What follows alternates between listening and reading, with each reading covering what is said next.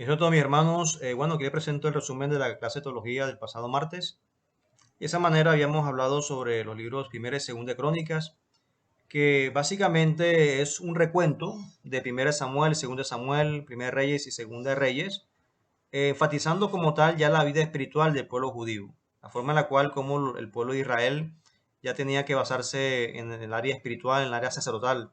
Esto quiere decir que Primera y Segunda de Crónicas son libros más pastorales, más espirituales, más sacerdotales. Con lo contrario de Primera de Samuel, Segunda de Samuel y Primera y Segunda de Reyes, que ya son más políticos como tal.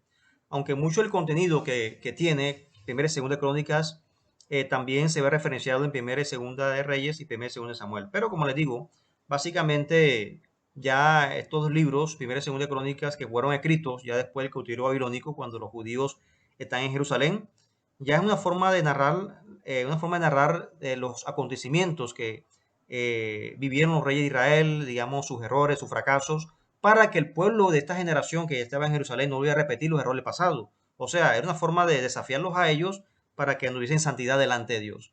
Por eso es que Crónicas se escribió ya más o menos para la época en que el pueblo viene de esa deportación babilónica y se establece en Jerusalén para la época de Esdras, Nehemías, y asimismo ya ellos hacen ese recuerdo, esas crónicas, esa recopilación de esas vivencias que tuvieron en Babilonia y también antes de Babilonia. O sea, no repetir los errores del pasado. Esa es básicamente la enseñanza de primera y segunda de Crónicas, que básicamente se le atribuye también a Esdras como autor de estos dos libros. También analizamos a Esdras, que Esdras básicamente fue sacerdote, también fue escriba, y de esa manera se le atribuye a Esdras todo el recuento y también la organización de los libros del Antiguo Testamento, o sea, de Génesis hasta Malaquías. Quiere decir que para la época de Esdras ya existía el profeta Malaquías para ese tiempo. Entonces, Esdras básicamente su trabajo es llevar al pueblo a la ley de Dios, o sea, llevar al pueblo a que aprecie la ley de Dios, la ley dada por Dios, que el pueblo vuelva a esos parámetros bíblicos. ¿Cómo será cuando Esdras lee la ley de Dios, la Torá sobre todo, cuando empieza a leerla, todo el mundo se arrodilla delante de Dios y ora delante de Dios? ¿Por qué? Porque casi 70 años sin escuchar la Biblia de esa manera, quizás de pronto algunos la leían, otros no la leían, otros la escuchaban porque están en un pueblo extranjero, pero ya todos al volver a su tierra y escuchar de esta forma expuesta la palabra de Dios de una forma positiva, todos se lamentan. Y de esa manera me imagino que Esdras había orado, estaba leyendo casi unas 10 11 horas leyendo, casi 15 horas leyendo desde la mañana hasta el atardecer. Y todo el mundo estaba atento a la palabra del Señor.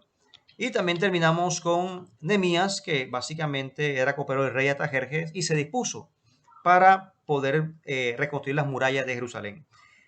Algo importante de Nehemías es que el líder le hace una petición al rey Artajerjes de ese tiempo para que le diera permiso. Obviamente esta petición implicaba un peligro para su vida porque lo podían hasta matar.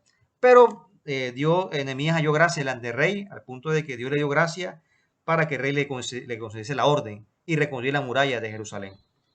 No era fácil este pedido, pero Nehemías oró, había orado antes delante de Dios, había ayunado, y los tres componentes de la oración de Nehemías fue, en primer lugar, Nehemías alabó a Dios, le dio gracias a Dios. En segundo lugar, Nehemías pidió perdón por sus pecados, también los pecados del pueblo.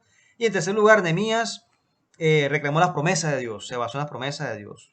Le dijo a Dios, Dios mío, acuérdate que tú dijiste a Moisés, Dios santo, que si el pueblo se apartaba de ti, tú ibas a ir cautivo a las naciones. Pero si el pueblo se volvía a ti y te pedía misericordia, si se arrepentía de sus pecados, tú tienes misericordia del pueblo y de esa manera le perdonan sus pecados y les daría esa bendición que estaban necesitando, le ayudan a esa petición.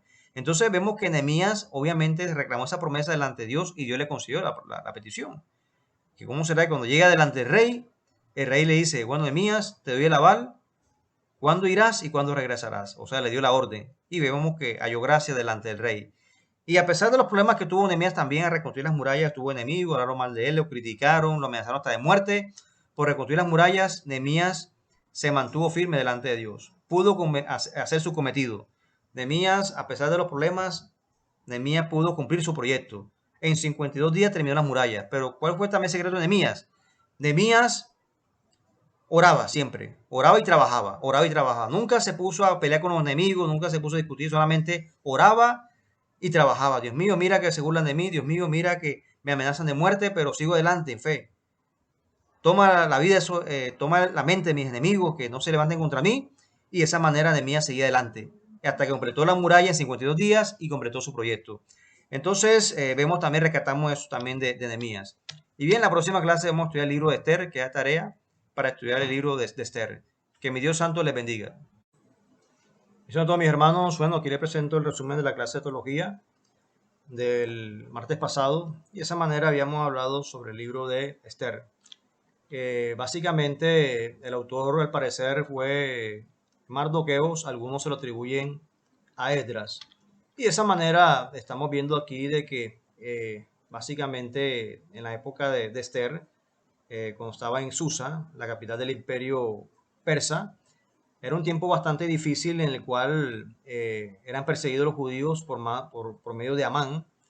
eh, y de esa manera, como Dios utiliza a Esther como un instrumento para esa forma interceder ante el rey Asuero, y que de esa manera el rey no dé la orden para exterminar al pueblo judío que estaba allí en la capital de Susa, en Susa y también parte de Babilonia. Entonces, que la ley era exterminar al pueblo judío, pero Dios intervino milagrosamente con su poder, y asimismo el pueblo judío fue liberado del mal. También analizamos el libro de Job, que al parecer también el autor fue Moisés, por lo que la fecha de escrituración más o menos radica para esa época cuando Moisés salía de Egipto, posteriormente al desierto del Sinaí y a la tierra prometida. Y básicamente el tema central del libro de Job se encuentra aquí en Job 48. Dice: cuando Dios confronta a Job, invalidarás tú también mi juicio, me condenarás a mí para justificarte tú. Entonces, el problema de Job es que creía que era más justo que Dios.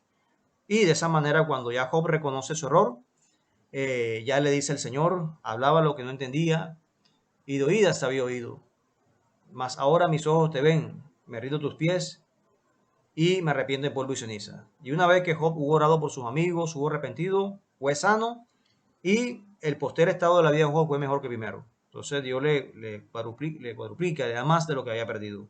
Ese es el caso de Job. También los salmos, vemos que básicamente en hebreo es Tejilín, canciones, alabanzas.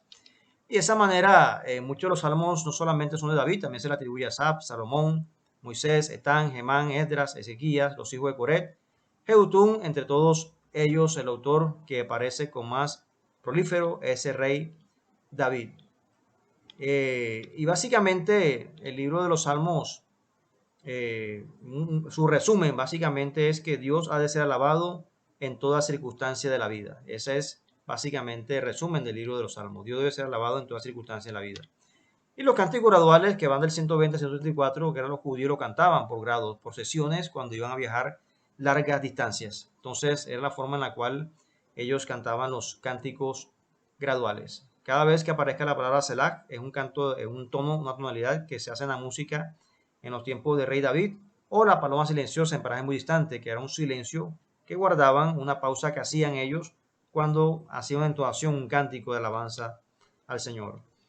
Bien, en la próxima clase vamos a ver Proverbios, entonces queda de tarea para la próxima clase. Que mi Dios santo les bendiga, mis hermanos.